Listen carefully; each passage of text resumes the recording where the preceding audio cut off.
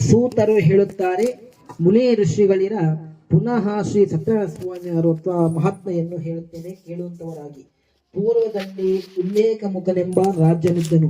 ಜಿತೇಂದ್ರಿಯನಾಗಿಯೂ ಸತ್ಯವಾದಿಯಾಗಿಯೂ ಒಳ್ಳೆಯ ಬುದ್ಧಿಶಾಲಿಯಾಗಿಯೂ ಇಂತಹ ಆತನು ಪ್ರತಿ ದಿವಸವೂ ದೇವಾಲಯಕ್ಕೆ ಹೋಗಿ ದೇವತಾರಾಧನೆಯನ್ನು ಮಾಡಿ ಬ್ರಾಹ್ಮಣರಿಗೆ ದ್ರವ್ಯವನ್ನು ಕೊಟ್ಟು ಸಂತೋಷಪಡಿಸುತ್ತಿದ್ದನು.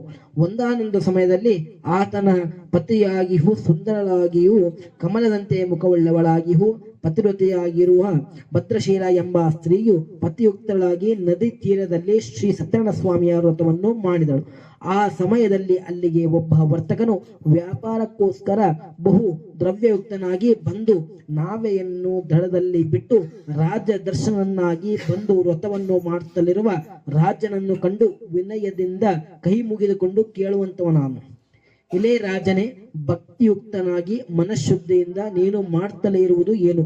ಆ ಸಮಸ್ತವನ್ನು ಕೇಳಲು ಅಪೇಕ್ಷಿಸುತ್ತಿರುವ ನಮಗೆ ಹೇಳಬೇಕೆನ್ನಲು ರಾಜನು ಹೇಳುತ್ತಾನೆ, ಇಲೇ ವ್ಯಾಪಾರಿಯೇ, ಬಂಧುಗಳಿಂದ ಒಡಗೂಡಿ ಪುತ್ರಸಕ್ತನಾದ ನಾನು ಸಕಲ ಇಷ್ಟಾರ್ಥಗಳನ್ನು ಕೊಡುವ ಶ್ರೀ ಸತ್ಯನಾರಾಯಣ ಸ್ವಾಮಿಯ ಪೂಜೆಯನ್ನು ಮಾಡುತ್ತಲಿರುವೆನೆಂದು ಹೇಳಿದ ರಾಜನ ಮಾತನ್ನು ಕೇಳಿ, ಇಲೇ ರಾಜನೇ, ನನಗೂ ಸಂತಾನವಿಲ್ಲದ ಕಾರಣ ಈ ವ್ರತದ ಪ್ರಭಾವದಿಂದ ನಿಶ್ಚಯವಾಗಿ ಸಂತಾನ ಉಂಟಾಗುವುದೆಂದು ನಂಬಿದ್ದೇನೆ. ಈ ವ್ರತದ ವಿಧಾನವನ್ನು ತಿಳಿಸಬೇಕೆಂದು ರಾಜನಿಂದ ಈ ವಿಧಾನವನ್ನು ತಿಳಿದುಕೊಂಡು ವ್ಯಾಪಾರದಿಂದ ಹಿಂದಿರುಗಿ ಬಹು ಸಂತೋಷದಿಂದ ಮನೆಯನ್ನು ಸೇರಿದನು. ಸಂತಾನ ಪ್ರಭದಿಂದ ಆ ವ್ರತದ ಮಹಾತ್ಮ ಎಲ್ಲವನ್ನು ತನ್ನ ಸತಿಗೆ ಹೇಳಿ, ಯಾವಾಗ ನಮಗೆ ಸಂತಾನ ಪ್ರಾಪ್ತವಾಗುವುದು ಬಗ್ಗೆ ಈ ವ್ರತವನ್ನು ಮಾಡುತ್ತೇನೆಂದು ಹರಸಿಕೊಂಡು ಹೀಗಿರಲು ಒಂದು ದಿನ ಋತ ಸ್ನಾನಾದಿಗಳಿಂದ ಲೀಲಾವತಿಯು ಪತಿಯೊಡನೆ ಸಂತೋಷಗೂಡಿ ಶ್ರೀ ಸತ್ಯನಾರಾಯಣ ಸ್ವಾಮಿಯ ಪ್ರಭಾವದಿಂದ ಆ ದಿನದಿಂದಲೇ ಗರ್ಭವನ್ನು ಧರಿಸಿ 10ನೇ ತಿಂಗಳಲ್ಲಿ ಪುತ್ರೀಕರ್ತವನ್ನು ಪಡೆದಳು.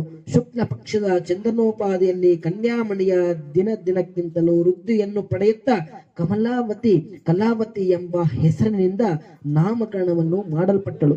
ಆಗ ಲೀಲಾವತಿ ಎಂಬ ವರ್ತಕನ ಭಯಯುಕ್ತ ಪತಿಯನ್ನು ಪ್ರಯವಚನಗಳಿಂದ ಇಂತೆಂದಳು, ಎಲೆ ಸ್ವಾಮಿಯೇ, ಪೂರ್ವದಲ್ಲಿ ಸಂಕಲ್ಪಿಸಿದ ವ್ರತವು ಇನ್ನು ಏತಕ್ಕಾಗಿ ಮಾಡಲಿಲ್ಲ ಎನ್ನಲಾಗಿ ವರ್ತಕನು, ಎಲೆ ಪ್ರಿಯಳೆ, ಈಗೇಕೆ ವಿವಾಹ ಕಾಲದಲ್ಲಿ ಮಾಡುತ್ತೇನೆಂದು ಸತಿಯನ್ನು ಸಮಾಧಾನಪಡಿಸಿ ವ್ಯಾಪಾರಕ್ಕಾಗಿ ಹೊರಟು ಹೋದನು. ಕಲಾವತಿ ಎಂಬ ಕನ್ಯೆಯು ತಂದೆಯ ಮನೆಯಲ್ಲಿ ಬೆಳೆಯುತ್ತಿದ್ದಳು. ಬಳಿಕ ವರ್ತಕನು ವಿವಾಹ ವಯಸ್ಕರಾದ ಮಗಳನ್ನು ನೋಡಿ ತನ್ನ ಆಪ್ತರೊಡನೆ ಆಲೋಚಿಸಿ ಅವರ ಧರ್ಮ ಪದ್ಧತಿ ಮೇಲೆ ವಿಚಾರವನ್ನು ಕರೆದು ಜಾಗ್ರತೆಯಾಗಿ ಮಗಳ ವಿವಾಹಕ್ಕಾಗಿ ಅನುರೂಪವಾದ ವರವನ್ನು ಹುಡುಕಿಕೊಂಡು ಬರುವಂತೆ ಕಳುಹಿಸಿದನು. ಈ ರೀತಿ ಆಜ್ಞಾಪಿಸಲ್ಪಟ್ಟ ಚೋರರು ಹೊರಟು ಕಾಂಚನವೆಂಬ ಪಟ್ಟಣದಲ್ಲಿ ಸೇರಿ ಅಲ್ಲಿದ್ದ ಒಬ್ಬ ವರ್ತಕನ ಕುಮಾರನನ್ನು ಕರೆತಂದರು.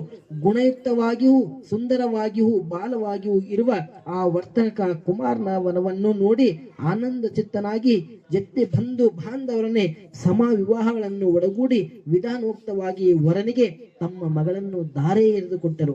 ಧನಭಕ್ತವಾಗಿ ಅವನನ್ನು ವಿವಾಹ ಕಾಲದಲ್ಲೂ ಈ ವ್ರತವನ್ನು ಮಾಡಲಿಲ್ಲ. ಆದ್ದರಿಂದ ಸ್ವಾಮಿಗೆ ಅವನಲ್ಲಿ ಕ್ರೋಧ ಉಂಟಾಯಿತು. ಆ ಬಳಿಕ ವ್ಯಾಪಾರದಲ್ಲಿ ಬುದ್ಧಿಶಾಲಿಯಾದ ಆ ವರ್ತಕನು ಕಾಲವಶದಿಂದಲೂ ಸ್ಮಾರಕ ವಶದಿಂದಲೂ ಪೂರಿಸಲ್ಪಟ್ಟಿರ್ತಕ್ಕಂಥ ಅಳಿಯನೊಡೆಗೆ ವ್ಯಾಪಾರಕ್ಕಾಗಿ ಜಾಗ್ರತೆಯಾಗಿ ಹೊರಟು ಸಮುದ್ರದಲ್ಲಿದ್ದ ಮನೋಹರವಾದ ರತ್ನಸಾರವೆಂಬ ಪಟ್ಟಣವನ್ನು ಬಳಿಗೆ ಬಂದು ಶ್ರೀಮಂತನಾದ ಅಳಿಯನೊಡನೆ ವ್ಯಾಪಾರ ಮಾಡುತ್ತಿದ್ದನು. ಒಂದು ದಿನ ರಮಣೀಯವಾದ ಆ ಪಟ್ಟಣದಲ್ಲಿ ಒಡೆಯನಾದ ಚಂದ್ರಕೇತು ಎಂಬ ರಾಜೇಂದ್ರನ ಗೃಹವನ್ನು ಕುರಿತು ಇವರಿವರು ಹೋಗಲು ಈ ಕಾಲದಲ್ಲಿ ಮಾಡಿದ ಪ್ರತಿಜ್ಞೆಯನ್ನು ಮರೆತು ಈ ವರ್ತಕನನ್ನು ನೋಡಿ ಶ್ರೀ ಸತ್ಯನಾರಾಯಣ ಸ್ವಾಮಿಯ, ಎಲೆ, ನಿನಗೆ ಸಹಿಸಲ್ ಶಕ್ಯವಾದ ಬಹು ದುಃಖ ವ್ಯಾಸ ಉಂಟಾಗಲೆಂದು ಶಾಪವಿತ್ತನು. ಒಂದು ದಿನ ಕಳ್ಳರು ರಾಜ್ಯ ದ್ರವ್ಯವನ್ನು ಪರಿಹರಿಸಿ ಈ ವರ್ತಕರಿರುವ ಪ್ರದೇಶದಲ್ಲಿ ಕಡೆಗೆ ಬರುತ್ತಿದ್ದರು. ಅಷ್ಟರಲ್ಲಿಯೇ ರಾಜ್ಯ ಭಟ್ಟರು ಕಳ್ಳರನ್ನು ಹುಡುಕುತ್ತಾ ಬರುತ್ತಿರುವುದನ್ನು ಆ ಚೋರರು ಕಂಡು ಬಹು ಭಯವನ್ನು ಹೊಂದಿ ಅಲ್ಲಿಯೇ ದ್ರವ್ಯವನ್ನು ಬಿಟ್ಟು ಕಣ್ಣಿಗೆ ಕಾಣದೆ ಓಡಿ ಹೋದರು. ಆಗ ರಾಜ್ಯ ಭಟ್ಟರು ಆ ವರ್ತಕರ ಬಳಿಗೆ ಬಂದು ಅಲ್ಲಿ ರಾಜ್ಯ ಧನವಿರುವುದನ್ನು ಕಂಡು ಇವರೇ ಅಚೋರರು ಎಂದು ಅವರುಗಳನ್ನು ಹಗ್ಗಗಳಿಂದ ಕಟ್ಟಿ ಕಳ್ಳರು ಸಿಕ್ಕಿದರೆಂಬ ಸಂತೋಷದಿಂದ ಗೆಳೆಯುತ್ತಾ ರಾಜನ ಸಮೀಪವನ್ನು ಹೊಂದಿ ಇಂತೆಂದರು, ಎಲೆ ಪ್ರಭುವೆ, ದ್ರವ್ಯ ಸಮೇತರಾದ ಇಬ್ಬರ ಕಳ್ಳರನ್ನು ಬಂಧಿಸಿದ್ದೇವೆ, ವಿಚಾರಿಸಿ ಶಿಕ್ಷೆಯನ್ನು ಅಪ್ಪಣೆ ಕೊಡಿಸಬೇಕೆಂಬುದಾಗಿ ಹೇಳಲು ಆ ಬಳಿಕ ವರ್ತಕರಿಗೂ ವಿಚಾರಣೆಯೇ ಇಲ್ಲದೆಯೇ ರಾಜೇಂದ್ರಿಯಾದ ಬಲವಾದ ಹಗ್ಗಗಳಿಂದ ಕಟ್ಟಲ್ಪಟ್ಟಿ ಮಹಾ ಕಷ್ಟ ಸಾಧ್ಯವಾದ ಕಾರಾಗೃಹದಲ್ಲಿ ಇರಿಸಲ್ಪಟ್ಟರು. ಶ್ರೀ ಸತ್ಯನಾರಾಯಣ ಸ್ವಾಮಿಯ ಮಹಿಮೆಯಿಂದ ಇವರಾಡುವ ಮಾತುಗಳು ಯಾರಿಗೂ ಕೇಳಿಸುತ್ತಿರಲಿಲ್ಲ. ಚಂದ್ರಕೇತುವೆಂಬ ರಾಜ್ಯನಿಂದ ಇವರಲ್ಲಿ ಇದ್ದ ಸಂಪತ್ತು ಗ್ರಹಿಸಲ್ಪಟ್ಟಿತು. ಅದಲ್ಲದೆ ಸ್ವಾಮಿಯ ಶಾಪದಿಂದ ಅವರ ಮನೆಗಳಲ್ಲಿ ಅವರ ಹೆಂಗಸರುಗಳಿಗೆ ಬಹು ವ್ಯಾಸಂಗ ಉಂಟಾಯಿತು. ಮನೆಯಲ್ಲಿದ್ದ ದ್ರವ್ಯವೆಲ್ಲವೂ ಕಳ್ಳರಿಂದ ಅಪಹರಿಸಲ್ಪಟ್ಟಿತು. ಆದಿ ವ್ಯಾಧಿಗಳಿಂದಲೂ ಹಸಿವು ಬಾಯಾರಿಕೆಗಳಿಂದಲೂ ಅನಾರಕ್ಷಕವಾಗಿ ವರ್ತಕರು ಬೈರೆಯರು ಆಹಾರಕ್ಕಾಗಿ ಮನೆ ಮನೆಗಳನ್ನು ಸ್ತುತಿಸಿದರು. ಒಂದಾನೊಂದು ದಿವಸದಲ್ಲಿ ಕಲಾವತಿ ಎಂಬ ಕನ್ಯೆಯು ಒಬ್ಬ ಬ್ರಾಹ್ಮಣನ ಮನೆಯಲ್ಲಿ ಹೊಂದಿ ಅಲ್ಲಿ ಶ್ರೀ ಸತ್ಯನಾರಾಯಣ ಸ್ವಾಮಿಯ ವ್ರತವನ್ನು ಮಾಡುತ್ತಿದ್ದ ಅವರನ್ನು ಕಂಡು ಪೂಜೆಯಾಗುವವರೆಗೂ ಅಲ್ಲಿಯೇ ಕುಳಿತುಕೊಂಡು ಸ್ವಾಮಿಯನ್ನು ಹರಿಸಿಕೊಂಡು ಪ್ರಸಾದವನ್ನು ಭಿಕ್ಷಿಸಿ ರಾತ್ರಿಯನ್ನು ಕಳೆದು ತನ್ನ ಮನೆಯನ್ನು ಸೇದಳು. ರಾತ್ರಿಯು ಕಲಾವತಿಯು ತಾಯಿಯ ಕಲಾವತಿಯನ್ನು ಕಂಡು ಅತಿ ಸ್ನೇಹದಿಂದ, ಮಗಳೇ, ರಾತ್ರಿ ಎಲ್ಲಿದ್ದೆ, ನಿನ್ನ ಮನಸ್ಸಿನಲ್ಲಿ ಇರುವುದು ಏನು ಹೇಳು ಎಂಬುದಾಗಿ ಕೇಳಿದರು.